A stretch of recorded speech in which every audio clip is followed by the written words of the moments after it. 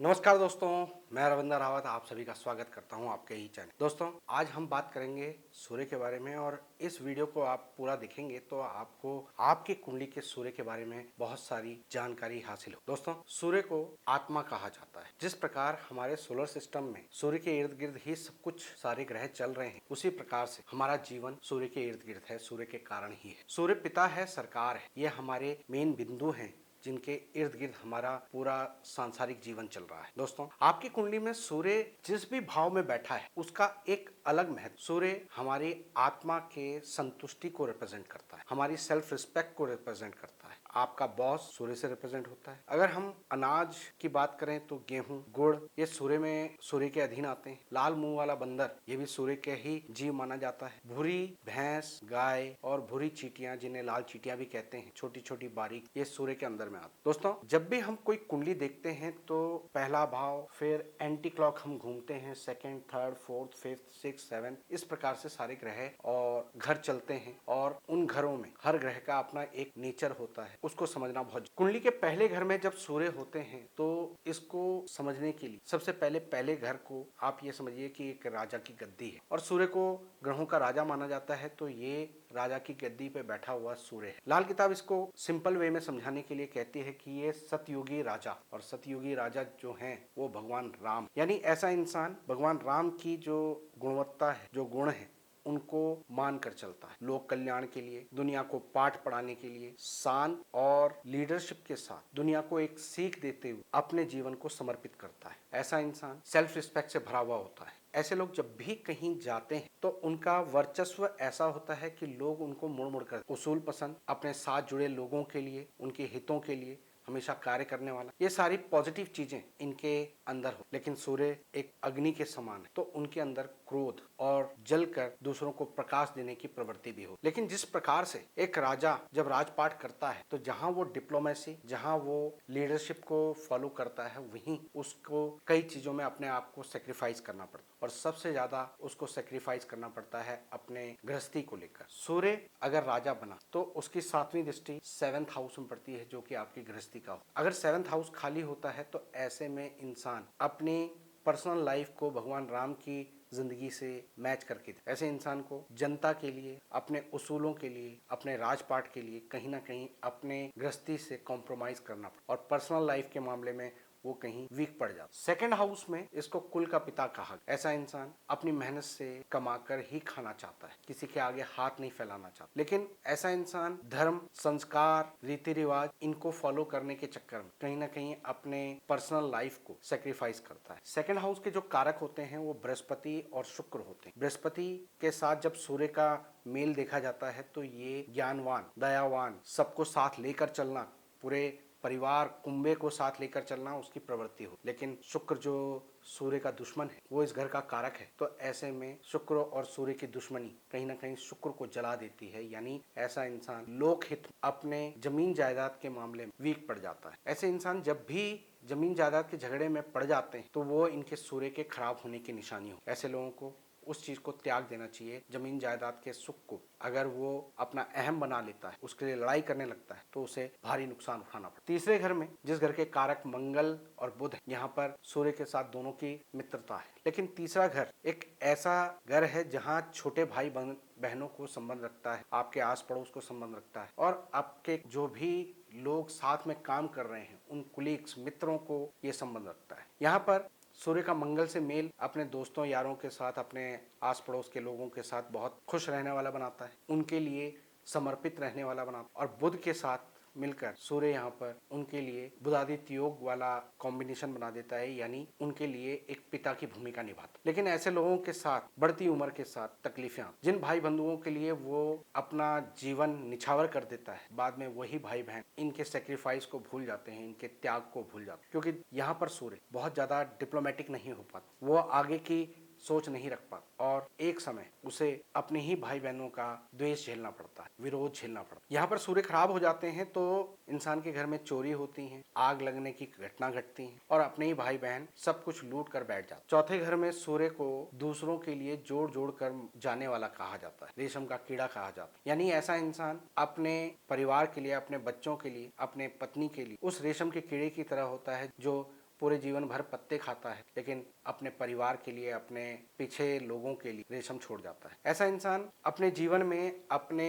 त्याग और अपने साफ दिल को अपने व्यवहार में डाल लेता है और वो अपने परिवार के लिए एक माँ की तरह से, अपने बच्चों के लिए एक माँ की भूमिका निभाता है। ऐसे लोगों के सबसे बड़ी प्रॉब्लम ये होती है कि इनकी माँ का जो व्यक्तित्व होता है वो सूर्य की तरह होता है, स्ट्रांग होता है, कमांडिंग होता है, लेकिन जो पिता होते हैं वो सॉफ्ट हार्टेड हो, इमोशनल हो, और इस कारण अक्सर ऐसे लोग अपने जीवन में जो सूर्य का प्रकाश लेना होता है वो नहीं ले पाते हैं, यानी पूरा फेम प्राप्त नहीं कर पाते, क्योंकि चौथा घर आधी रात का है और आधी रात के समय पर सूर्य का प्रकाश नहीं हो, यानी उसका सेल्फ रिस्पेक्ट की कदर सामने वाले नहीं करते। लोग उसके इमोशंस को उसकी कमजोरी बनाकर उसको मिसयूज करना शुरू कर देते। पांचवें घर में सूर्य को गुसैल पिता कहा गया। ऐसा इंसान बड़ा तनक स्वभाव का होता है, स्वाभिमान, अपनी शिक्षा और अपने मान के लिए ऐसे लोग लड़ मरने के लिए तैयार है। इनकी इज्जत पर किसी ने आंच डाल दी तो वहां पर ये लोग कॉम्प्रोमाइज नहीं करते। मैं वाली प्रवृत्ति आ जाती है और जैसे जैसे मैं इनके अंदर आती है वो मैं यानी सेल्फ रिस्पेक्ट कहीं ना कहीं समाज को, उनके आसपास के लोगों को ईगो नजर आने लगा और उस कारण ये लोग अपने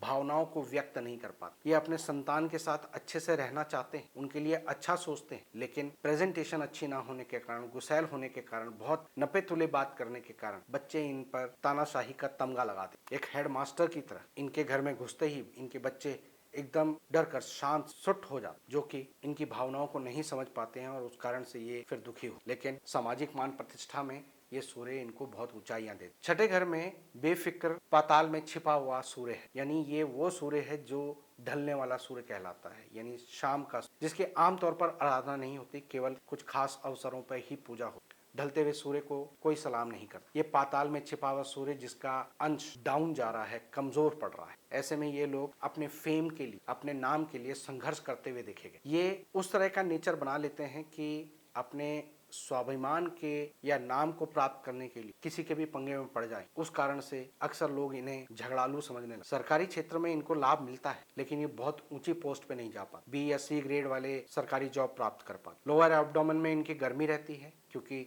छठा घर आपके लोअर एब्डोमेन को रिप्रेजेंट करता है। वहां पर गर्मी होने के कारण शरीर अंदर से तपा हुआ रहता है और वो तपिश बाहर निकलती है कि मुंह से अपशब्द के रूप में, इरिटेट होने के रूप, गुस्सैल होने के रूप। सातवें घर का सूर्य नीच का माना जाता है। इस समय पर सूर्य यहाँ पर नीच होने के कारण सबसे पहले तो गृहस्थी पे प्रॉब्लम आती, अपने जीवन साथी से बहुत ज्यादा एक्सपेक्टेशन रखना शुरू कर देता और उनको कहीं ना कहीं डोमिनेट करने की कोशिश। सूर्य अपने लीडरशिप वाली क्वालिटी छोड़ नहीं पाता। अपने जीवन साथी के साथ हमेशा जुड़े रहना, उसके साथ चिपके रहना, उसकी हर चीज पर नजर रखना और उस कारण से कहीं ना कहीं उनके नेगेटिव चीजों को पकड़ कर रहना, उसके लिए अपनी सीमाएं बस वहीं तक रह जाती हैं, अपनी गृहस्थी तक, और वो उसी में खुश भी होता है, लेकिन अपने ही जीवन साथी पर अंकुश लगाने की कोशिश करता है और ऐसे में सामने वाले पार्टनर का विद्रोह कहीं ना कहीं इनको तलाक तक ले, रिश्ता टूटने वाली स्थिति आ जाती। सूर्य साथ वाला इंसान बहुत बड़े कुंबे में नहीं रह पाता, ज्वाइंट फैमिली में नहीं रह पाता। उसे केवल अपने परिवार से संबंध होता है, अपने पति और अपने बच्चों तक वो सीमित रहना चाहता है। ऐसे लोग जो भी उनके साथ घटनाएं घटी हैं या इनकी नजर में कोई अगर उतर गया है तो वो दोबारा से चढ़ नहीं पाता और अपने ससुराल वालों पर, अपने ससुर पर ये भारी हो। कुंडली के आठवें घर में सूर्य तपस्वी राजा कहा गया। आठवें घर को शमशान घाट बोला गया है और सूर्य का यहाँ पर होना शमशान के उस खौफ को, उस डर को भगा देता है जो रात के समय पर वहां पर हो सकता है। यहाँ पर सूर्य मौत के डर बिल्कुल उस प्रकार से हटा देता है जैसे हम शमशान में रात को जाने से डरते हैं मगर दिन के समय हम शमशान में जा सकते, उसी प्रकार से यहाँ पर सूर्य इंसान के जीवन में मौत के लिए ऐसा प्रभाव देते। जिनके सूर्य यहाँ पर होते हैं और पावरफुल होते हैं उन लोगों के सामने कभी किसी की मौत नहीं होती। लेकिन आठवां घर जो कि शमशान है, शनि का घर माना जाता है, मंगल भी यहाँ पर प्रभाव रखते हैं, तो शनि के घर में यहाँ पर आने के कारण ऐसे लोग अपने जीवन का जो भोग होता है उसको भोग नहीं पाते। तपस्वी राजा की तरह होते हैं, त्यागना, क्षमा करना, ये इनकी प्रवृत्ति में आ रहा है। 9th हाउस का सूर्य ग्रहण के बाद निकला हुआ सूर्य, जिस इंसान की कुंडली में 9th हाउस में सूर्य होगा वो अपने जन्म के समय पर ही, यानी अपने माँ के गर्भ में आते ही अपने पिता के लिए लक्की बन जाता है। ऐसा इंसान नाम ख्याति को प्राप्त करता है क्योंकि ये घर बृहस्पति का है और बृहस्पति गुरु है और सूर्य यहाँ पर राजा है। तो इन दोनों का कॉम्बिनेशन एक अच्छी, समृद्ध और कुशल रणनीति करने वाले राजा की भांति होता है। ऐसा इंसान हर चीज में सुप्रीम हो सकता है या वैसी क्वालिटी रखता है। 10th हाउस के सूर्य को दोपहर की धूप के समान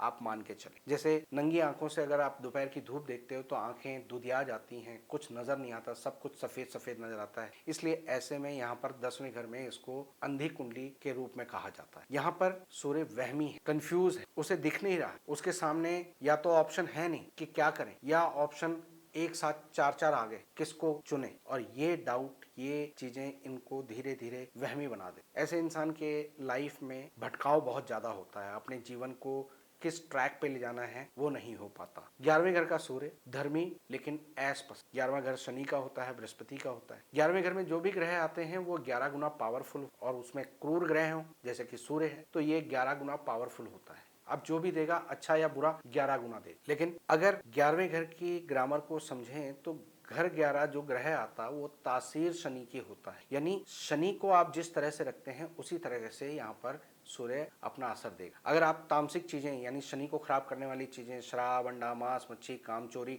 ये सब कुछ करते हैं, झूठ फरेब करते हैं, तो ये सूर्य नेगेटिव असर है। लेकिन ये प्रवृत्ति क्यों आती है? क्योंकि ऐश पसंद है, ऐसे लोगों को आराम और ऐश चाहिए हो। लेकिन उसके लिए ये अगर गलत चीजों में चले जाते हैं तो इनका ये सूर्य शनि की भांति बोलने लगता है, नेगेटिव शनि की भांति बोलने लगता है। और यही लोग अगर सूफी होते हैं, धर्मी होते हैं, शराब, अंडा, मांस, मच्छी से दूर होते हैं, गलत आदतों से दूर होते हैं, तो भगवान इनके ऊपर खूब कृपा बना कर रखता है। 11 गुना इनको शुभ फल प्राप्त। 12वें घर में सूर्य को बोला गया प्राई आग में जलने वाला, यानी दूसरों के पंगों में अपनी टांग डालकर अपने लिए मुसीबत खड़ी करने वाला। 12वें घर को दो ग्रह रिप्रेजेंट करते हैं, राहु और बृहस्पति। ऐसा इंसान जब मैकेनिकल काम करता है, हाथ से जुड़े हुए काम करता है, या सामाजिक रूप से जो थोड़े लो तबके के काम बोले जाते हैं उनको करता है, तो ऐसे इंसान का सूर्य राहु से मिल जाता है और वो एक ग्रहण योग होता है, उसका नेगेटिव इम्पैक्ट पड़ता है। वो सफल नहीं हो पाता लेकिन भटकता रहता है, और उस फ्रस्ट्रेशन के कारण ऐसे इंसान चिड़चिड़े हो जाते, हर किसी से लड़ने वाली जबान इनकी हो। और वहीं अगर ये दिमागी काम करते हैं, ज्ञान वाला काम करते हैं, यानी बृहस्पति के साथ मेल करवाने वाला काम करते हैं, तो ये बहुत जीवन में सफलता प्राप्त करते हैं, विदेश जाकर बहुत अच्छी ख्याति और पैसा कमा पाते। दोस्तों, ये कुंडली के 12 घरों में मैंने सूर्य के हाल बताए। बहुत सारी विस्तृत जानकारी ग्रहों के बारे में होती है, लेकिन वीडियो लंबी ना हो जाए इसलिए मैंने बहुत शॉर्ट में आपको कंक्लूड करके यहाँ पर मोटा मोटा आपको बताया। अगर आपको वीडियो पसंद आई हो और आप चाहते हो कि उपाय पर भी हम वीडियो बनाएं तो आप कमेंट बॉक्स में लिखिएगा। वीडियो पसंद आई हो तो लाइक और शेयर करें, चैनल को सब्सक्राइब करें। फिलहाल के लिए मैं अपने वाणी को विराम देता हूँ। ओम नमस्कार।